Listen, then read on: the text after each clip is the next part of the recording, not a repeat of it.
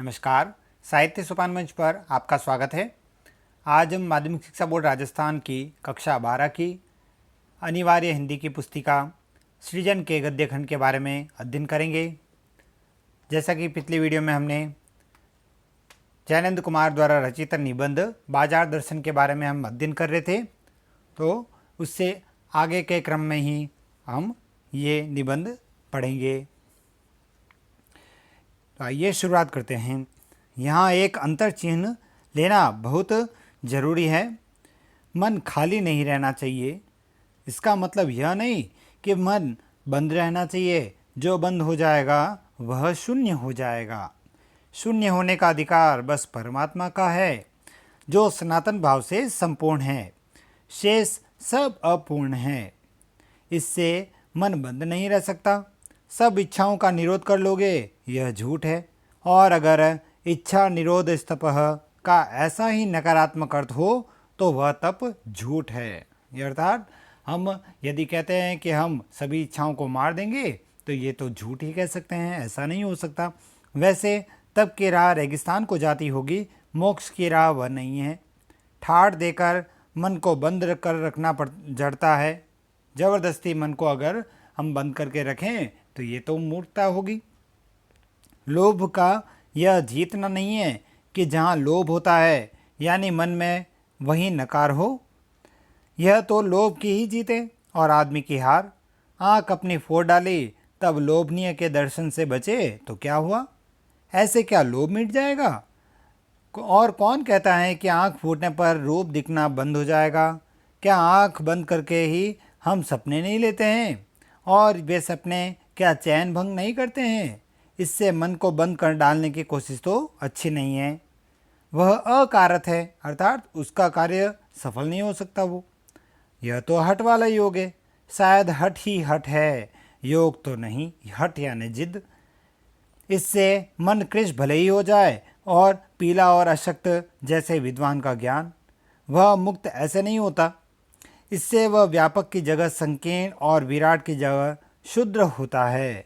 इसलिए उसका रोम रोम मूंद कर बंद तो मन को करना ही नहीं चाहिए। वह मन पूर्ण कब है? हम में पूर्णता होती तो परमात्मा से अभिन्न हम महाशून्य ही न होते।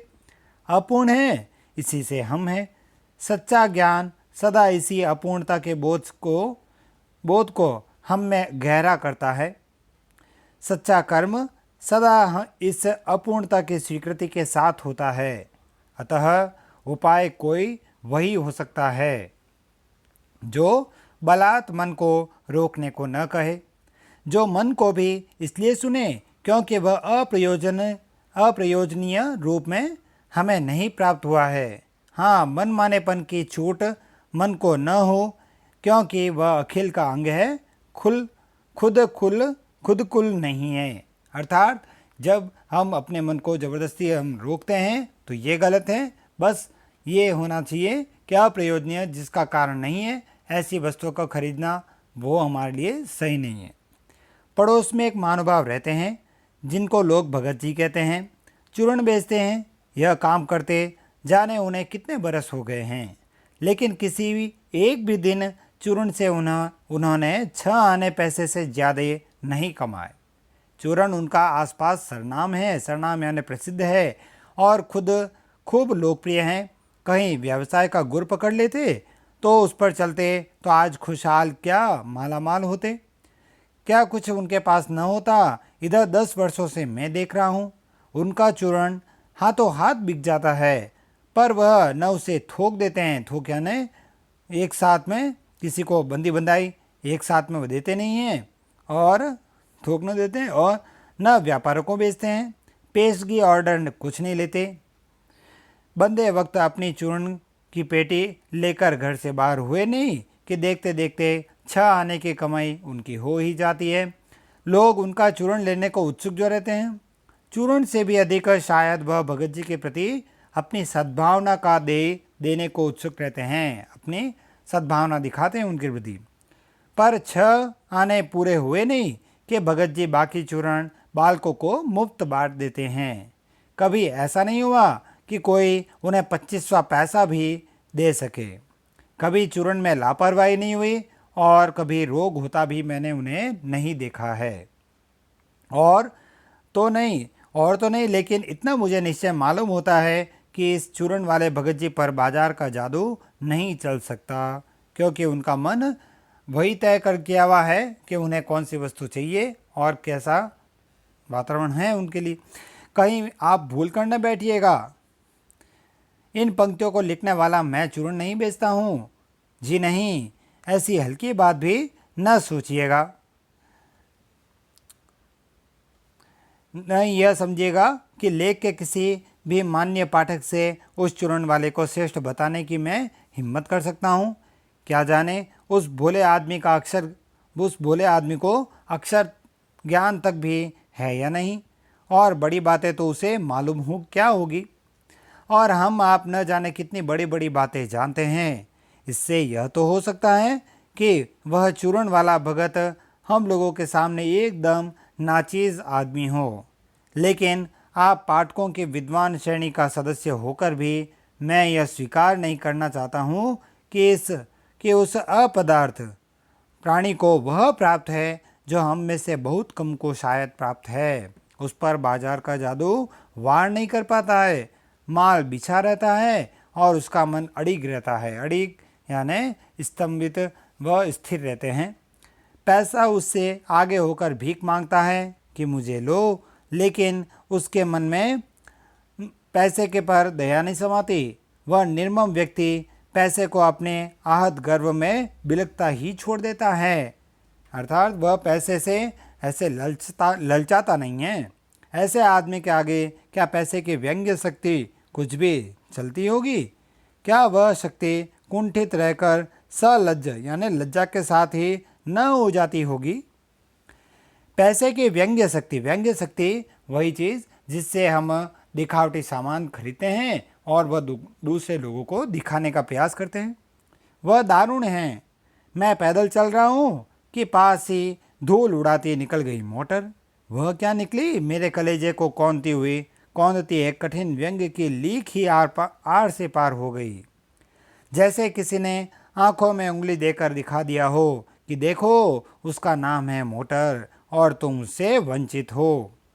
यह मुझे अपनी ऐसी विडंबना मालूम होती है कि बस पूछिए नहीं। मैं सोचने को हो आता हूँ कि हाय, ये ही माँ बाप रह गए थे जिनके यहाँ मैं जन्म लेने को था। क्यों न मैं मोटर वालों के यहाँ हुआ। उस व्यंग्य में इतनी शक्ति है कि जरा में मुझे अपने सगों के प्रति कृतज्ञ कर सकती है। कृतज्ञ वह एहसान फरामोश। लेकिन क्या लोक वैभव की यह व्यंग्य शक्ति उस चूर्ण वाले अकिंचित कर मनुष्य के आगे चूर चूर होकर ही नहीं रह जाती? चूर चूर क्यों क्यों पानी पानी पानी पानी, इसका अर्थ है वह व्यंग्य शक्ति पूरी ही नष्ट हो जाती है। तो वह क्या बल है जो इस तीखे व्यंग्य के आगे ही अजेय ही नहीं रहता, बल्कि मानो उस व्यंग्य की क्रूरता को ही पिघला देता है। उस बल को नाम जो दो, पर वह निश्चय ही उस तल की वस्तु नहीं है जहाँ पर इस संसारी वैभव फलता फूलता है, पर कुछ अपर जाति का तत्व है। अपर जाति का यानी इस जाति के लोगों से हटकर दिखने वाला तत्व है।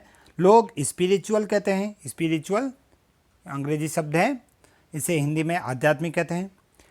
आत्मिक, धार्मिक, नैतिक कहते हैं। मुझे योग्यता नहीं कि मैं उन शब्दों में अंतर देखूं और प्रतिपादन करूं। मुझे शब्द से सरोकार नहीं है। मैं विद्वान नहीं कि शब्दों पर अटकूं, लेकिन इतना तो है ही, जहाँ तृष्णा है बटोर रखने की स्पृहा है, स्पृहा यानी इच्छा, वहाँ उस बल का बीज नहीं है। बल्कि यदि उसी बल को सच्चा बल मानकर बात की जाए तो कहना होगा कि संचय की तृष्णा और वैभव की चाह में व्यक्ति की निर्बलता ही प्रमाणित होती है, क्योंकि वहाँ वह यह महसूस करता है कि वह निर्बल है, असहाय है, उसके पास ये वस्तु नहीं है। निर्बल ही धन की ओर झुकता है, वह अबलता है, वह मनुष्य पर धन की ओर, चेतन पर जड़ की विजय है। चेतन यानी जागृत अवस्था और जड़ यानी मृत अवस्था।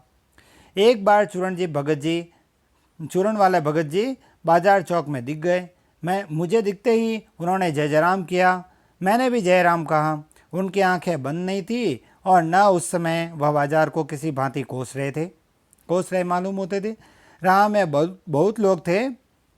बहुत बालक मिले जो भगत जी द्वारा पहचाने जाने के इच्छुक थे। भगत जी ने सबको हंसकर पहचाना, सबका अभिवादन लिया और सबको अभिवादन किया, यानी सबको नमस्कार किया। इससे तनिक भी यह नहीं कहा जा सकेगा कि चौक बाजार में होकर उनकी आंखें किसी से भी कम खुली ही थी, लेकिन भौचक के हो रहने की लाचारी उन्हें नहीं थी। व्यवहार में पसोपेश, यानी व्यवहार में दिखावटी माहौल जो होता है, दिखावटी व्यवहार जो है, उन्हें नहीं था और खोए से खड़े नहीं वह रह जाते थे। भांति भांति के बढ़िया माल से चौक भरा पड़ा है। उन सबके प्रति अप्रीति यानी प्रेम नहीं दिखाते, इस भगत के मन में नहीं है। ऐसा नहीं है कि उनके प्रति वह प्रेम नहीं रखते। जैसे उस समूचे माल के प्रति भी उनके मन में आशीर्वाद हो सकता है। विद्रोह नहीं, प्रसन्नता ही भीतर है, क्योंकि कोई रिक्त भीतर नहीं है। देखता हूँ कि खुली आंख, तुष्ट और मग्न वह चौक बाजार में से चले जाते हैं। राह में बड़े बड़े फैंसी स्टोर पड़ते हैं, पर पड़े रह जाते हैं। कहीं भगत जी नहीं रुकते हैं तो एक छोटी सी पंसारी की दुकान पर रुकते हैं। पंसारी की दुकान, किराने की दुकान या परचून की दुकान कह सकते हैं। वहाँ दो चार अपने काम की चीज़ ली और चले आते हैं। बाजार हठपूर्वक विमुक्ता उनमें नहीं है, लेकिन अगर उन्हें जीरा और काला नमक चाहिए तो सारे चौक बाजार की सत्ता उनके लिए तभी तक उपयोगी है जब तक वहाँ जीरा मिलता है। ज़रूरत भर जीरा वहाँ से ले लिया, फिर सारा चौक उनके लिए आसानी से नहीं के बराबर हो जाता है, अर्थात पूरे बाजार से उन्हें कोई लेना देना नहीं।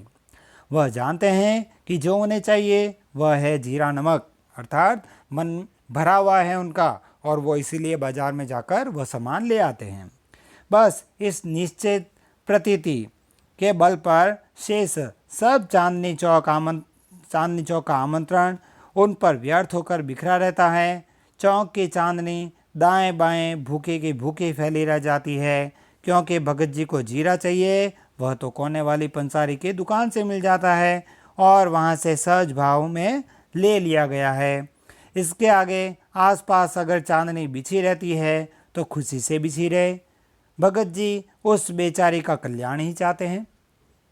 यहाँ मुझे ज्ञात होता है कि बाजार को सार्थकता अर्थात उसका सही मूल्य आंकते हैं भी वही मनुष्य देता है जो जानता है कि वह क्या चाहता है, और जो नहीं जानते कि वे क्या चाहते हैं, अपनी परचेजिंग पावर के घर में अपने पैसे से केवल एक विनाशक शक्ति, शैतानिक शक्ति, व्यंग्य की शक्ति ही बाजार को देते हैं। यानी वह सिर्फ और सिर्फ बाजार को दुरुपयोग कर रहे हैं। वो न तो वे बाजार से लाभ उठा सकते हैं, न उस बाजार को सच्चा लाभ दे सकते हैं। वे लोग बाजार का बाजारोपन बढ़ाते हैं, जिसका मतलब है कपट बढ़ाते हैं। कपट की बढ़ती का अर्थ परस्पर सद्भाव में घटी, परस्पर यानी आपस में। इस सद्भाव के हास पर आदमी आपस में भाई और सुहृद और पड़ोसी फिर रह नहीं जाते और आपस में कोरे ग्राहक और बेचक की तरह व्यवहार करने लगते हैं। उसमें वो सिर्फ अपने फायदे ही देखते हैं, मानो दोनों एक दूसरे को ठगने की घात में हो। एक की हानि में दूसरे को अपना लाभ दिखता है और यह बाजार का बल्कि इतिहास का सत्य माना जाता है।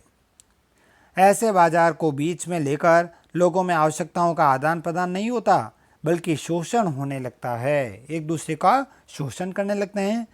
तब कपट सफल होता है, निष्कपट शिकार होता है। ऐसे बाजार मानवता के लिए विडंबना है, और जो ऐसे बाजार का पोषण करता है, जो उसका शास्त्र बना हुआ है, वह अर्थशास्त्र सरासर औंधा है, उल्टा है। वह मायावी शास्त्र है, वह अर्थशास्त्र अनीति शास्त्र है। इस प्रकार इस निबंध में सारांश रूप में यही बात कही गई है लेखक के द्वारा कि बाजार जब भी जाएं तो अपने मन को भरा हुआ रखें, ताकि हमें जो वस्तु चाहिए वो वस्तु ही हम खरीद सकें और बिना मन भरे हुए यदि हमारी जेब भरी है तो हम बिना कोई तय किया हुआ ही वह सामान हम खरीद ले आते हैं, तो जो कि बाज़ार को गलत अर्थ देता है। तो आज के लिए इतना ही। अगले वीडियो में हम अगले अध्याय के बारे में अध्ययन करेंगे। धन्यवाद।